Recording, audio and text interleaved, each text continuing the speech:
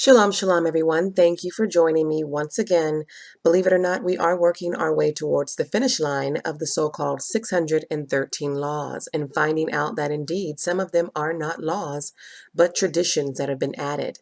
13 is the count so far, 13 commandments that are actually Judaic traditions and customs, erroneous additions that do not match the scripture they are based on.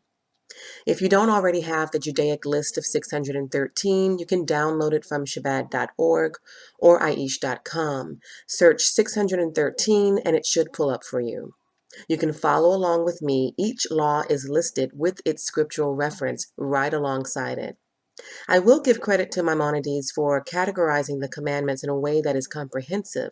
What I do not appreciate is the addition of traditions, and I'm sure those additions were there before he codified it. But because he organized the laws in this manner, it's easy for us to detect and differentiate between the true laws and the additions.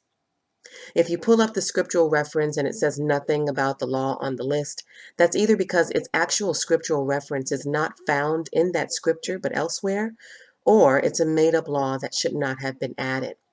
So I suggest you read the entire passage to see if the commandment is found elsewhere. I'm placing 1 asterisk by the laws that need to be omitted, 2 asterisks by the laws that just need to be changed a little to fit their scriptural reference, and 3 asterisks by the laws that are valid but can no longer be kept today. Some laws are temple specific, meaning if there's no temple, we can't keep it. And there will be several of those laws in this video. Or they are land specific. We can no longer keep it because we're not in the land.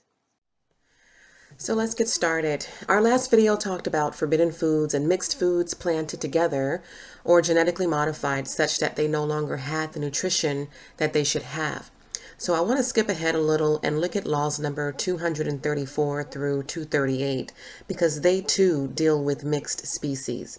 Then we will continue where we left off at 209. Law number 234 says not to plant diverse seeds together. It does sound a lot like law number 201, not to eat diverse seeds planted in a vineyard, but that law dealt with what you eat. This law deals with what you should plant. We should not plant diverse seeds together is based on Leviticus 19:19, which reads, "Ye shall keep my statutes," and it goes on to say, "Thou shalt not sow thy field with mingled seed." Law 235, not to plant grains or greens in a vineyard. Sounds like a repeat of 234, but it's placing emphasis between diverse seed and grains or greens being planted in a vineyard. We're commanded in 201 not to eat such food. Here we're commanded not to plant it to begin with. So that's what the law says about mixed plants. But what does it say about mixed animals? We're commanded in law number 236 not to crossbreed animals. Based on Leviticus 19:19, "Thou shalt not let thy cattle gender with diverse kind." So we're not to experiment with animals mixing different breeds together. This is to honor the distinction between them. We see that many animals are indeed mixed breeds, but the next law tells us how to prevent this from happening. Law number 237, not to work different animals together. Based on Deuteronomy 22:10, "Thou shalt not plow with an ox and an ass together." This is how we prevent animals from mixing together, keeping them separated. This minimizes the chance of mixed breeding. Law number 238, not to wear shatnez, a cloth woven of wool and linen. Deuteronomy 22:11 says, "Thou shalt not wear a garment of diverse sorts, as of woolen and linen together." So even our clothes are to be woven of single material rather than mixed materials. You may say, well, why? What's the difference? What difference does it make? But much of what the Most High was establishing with us was simply distinction. So when the world sees you, they know this is an Israelite. Because when we mix in with everyone else, we become like them. It's pretty simple.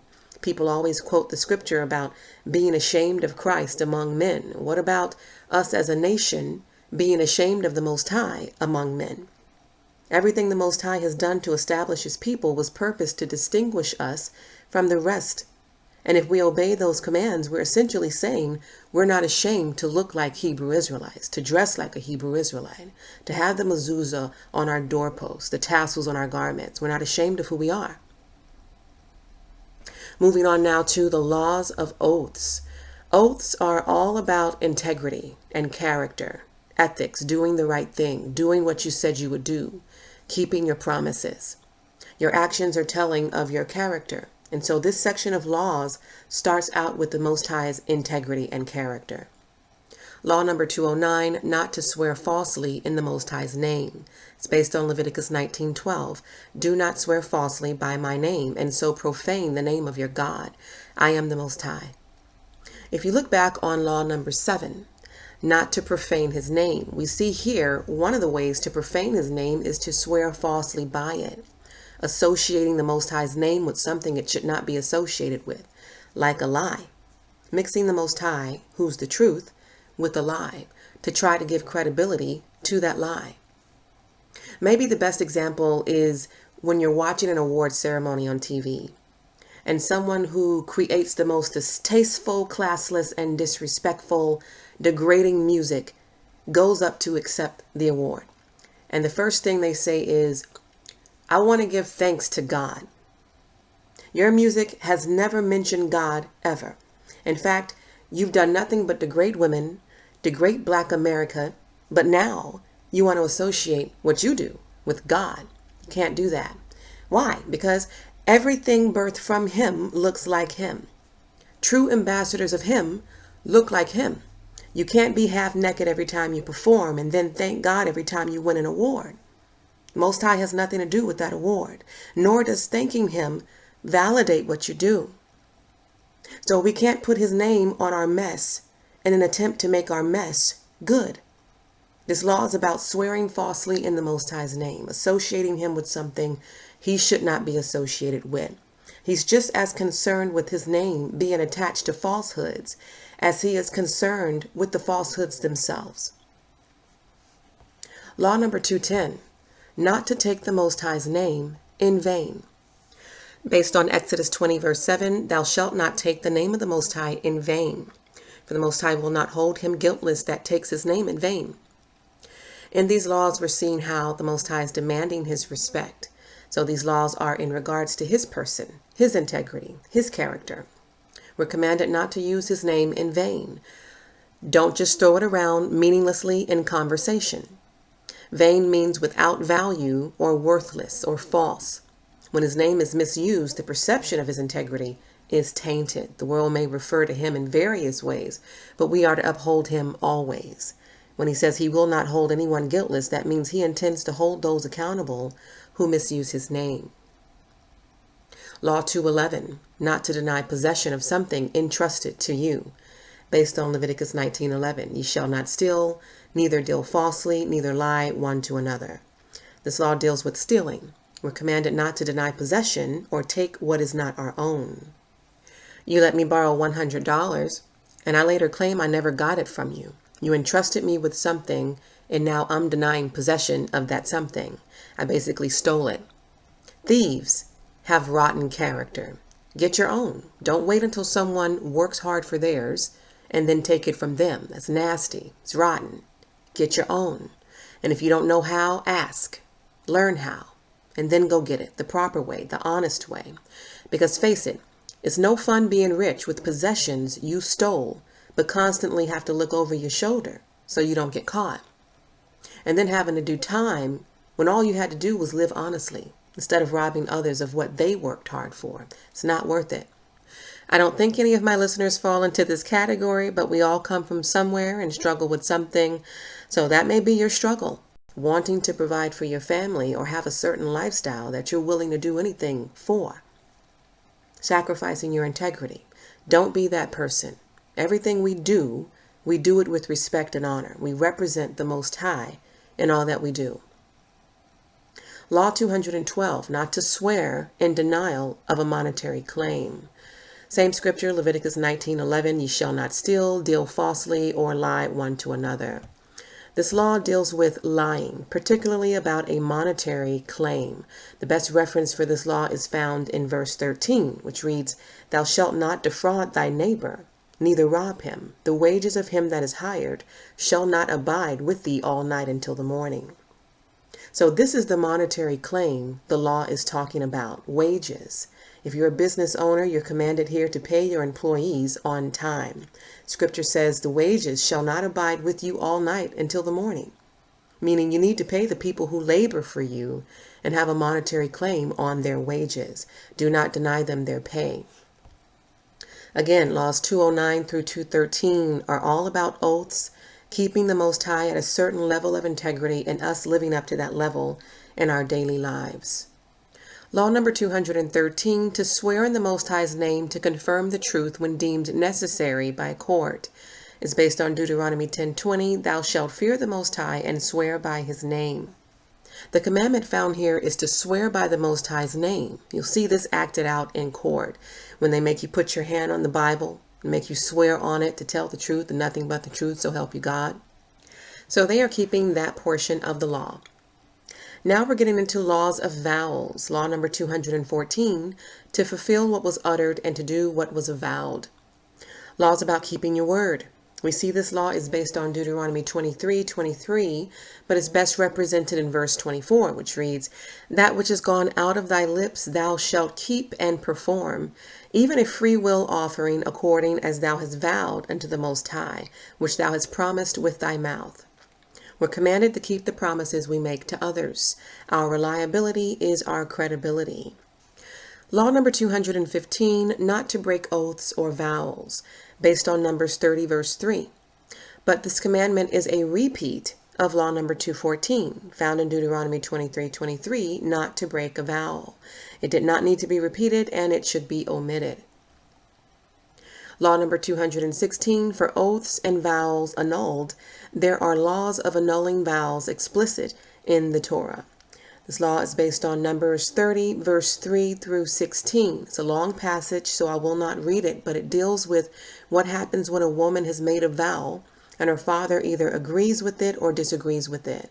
The same with her husband. According to the passage, a woman's vow can be invalidated by the father if she's a single daughter, or by her husband if she's married, showing the submission of a woman to her father or husband. This takes us back to what I was saying about a man being the head of the household. In my previous video, I explained how the head of the household role should not be envied, because what you see here is a father being held accountable for his daughter's decisions. So he's deciphering whether or not the vow should have been made and invalidating it if she should not have made it. Same for her husband. He has the authority to cancel his wife's vows if he disagrees with it, because if anything goes wrong, it falls on him as the head of the home. Laws of Nazir, also called a Nazarite, refers to the one who voluntarily took a vow to be holy. The Hebrew word Nazir means consecrated or separated. The vow requires them to abstain from wine, wine vinegar, grapes, raisins, intoxicating liquors, vinegar distilled from such substances, and eating or drinking any substance that contains any trace of grapes. It also required them to refrain from cutting their hair and to not become ritually impure by having contact with a corpse. After following these requirements for a specified period of time, they would immerse in a ritual bath and make 3 offerings: a burnt offering, a sin offering, and a peace offering. Their heads were finally shaved in the outer court of the temple in Jerusalem. The best way to describe a Nazir today would be like a monk, but of course the Christian and Buddhist monks deviate from the requirements of this law. It's debatable whether or not the following 10 laws can be kept today, because this particular Nazarite process involves the temple, which is no longer in place, and the temple is a requirement to complete this vow process. For this reason, I have placed 3 asterisks by all of them, because they can no longer be kept completely today. But it's still widely believed that you can still become a Nazarite in spirit. You just can't bring an offering to the temple to complete the vow. Law number 217, the Nazir must let his hair grow, based on Numbers 6:5. Law number 218, he must not cut his hair, based on Numbers 6:5. You see, I placed 1 asterisk by this one. It's a repeat law. Law 217 says they must let their hair grow. We all know that this entails not cutting it. So this is a repeat law that needs to be omitted. Law 219, he must not drink wine, wine mixtures, or wine vinegar, based on Numbers 6:3. Law 220, he must not eat fresh grapes. Law 221, he must not eat raisins. Law 222, he must not eat grape seeds. Law 223, he must not eat grape skins. Law 224, he must not be under the same roof as a corpse. Law 225, he must not come into contact with the dead. And Law 226, he must shave after bringing sacrifices upon completion of his Nazarite period, based on Numbers 6:9. We see this law is based on Numbers 6:9, but should be based on verse 18, as this is where the law can be found. Its scriptural reference needs to be changed, but it too can no longer be kept today. Now looking at the laws of estimated values and vows. Leviticus 27 deals with determining the value of things or persons vowed to the Most High and given over to the priests. At redemption, the Torah determines their value. Vows were promises made with prayer, by abstinence, and offering or sacrifice. One could devote himself, his children, his animals, or his goods. So these commandments pertain to the valuation of those things or persons vowed. But after consecrating these things, if he later refuses to redeem them back, they became the property of the priest, sold for the profit of the temple. And if it were a person, they would spend the rest of their lives serving in the temple. So you'll see 3 asterisks by all of these as well, because they involve the temple and the priest. They can no longer be kept today. They're valid laws, but they can no longer be carried out. They are the following. Law number 227, to estimate the value of vows as determined by the Torah. 228, to estimate the value of consecrated animals by the Torah. 229, to estimate the value of consecrated homes by the Torah. 230, to estimate the value of consecrated fields by the Torah. Law 231, to carry out the laws of interdicting or forbidden possessions. Law 232, not to sell cherem. Law 233, not to redeem cherem. So we've gone over more laws pertaining to mixed species and laws on oaths, vows, and the Nazarite who dedicates himself to the service of the Most High. We've gone over lying, stealing, and associating the Most High with things he should not be associated with. 238 laws total. We've seen 15 laws that need to be omitted because they were repeats or false additions, 26 laws that need to be changed to fit their scriptural reference, and 25 laws that can no longer be kept today. So although we've reviewed 238 laws so far, 15 of them should not have been added by Judaism. So there are only 223 true laws within them so far. I want to thank you guys for joining me today and following along on my blog site, riseofthechosen.blogspot.com. Until next time, this is Judiah. Shalom.